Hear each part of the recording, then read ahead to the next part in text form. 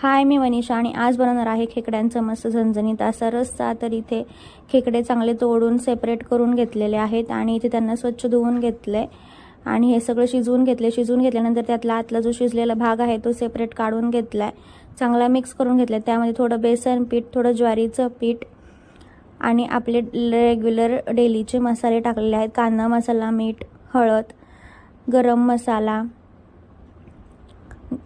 लाल तिखट जे आपल्या घरामध्ये असतं ते लाल तिखट टाकलेलं आहे आणि चांगलं मिक्स करून घेतलेलं आहे थोडंसं पाणी टाकून। त्यानंतर याच्यामध्ये कोथिंबीर पण टाकली आहे।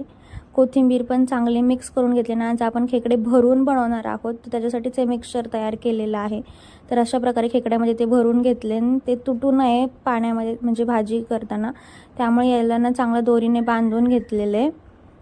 अशा प्रकारे बांधून घ्यायचं म्हणजे ते म्हणजे भाजीमध्ये ते फुटत नाहीत, त्याच्यामुळे असं बांधून घ्यायचं। त्यानंतर इथे पातेल्यामध्ये तेल टाकले। तेल गरम झालं की याच्यामध्ये कांदा टाकलेला आहे। कांदा चांगला बारीक गॅसवर परतून घ्यायचा। त्यानंतर याच्यामध्ये आलं लसूण पेस्ट टाकायची, ती पण चांगली परतून घ्यायची आणि आपले डेली यूजचे मसाले टाकायचे। कांदा मसाला, लाल तिखट, गरम मसाला, हळद, धणे पावडर थोडी, हे सगळं टाकून चवीपुरतं मीठ टाकायचं, हळद टाकायची।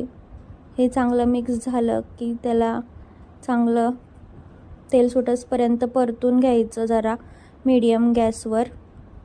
त्यानंतर याच्यामध्ये थोडीशी कोथिंबीर ॲड करायची, चांगली परतून घ्यायची। थोडंसं पाणी टाकायचं, बारीक गॅसवर मसाले चांगले शिजवून द्यायचे। त्यानंतर याच्यामध्ये आपण भरलेले खेकडे टाकायचे।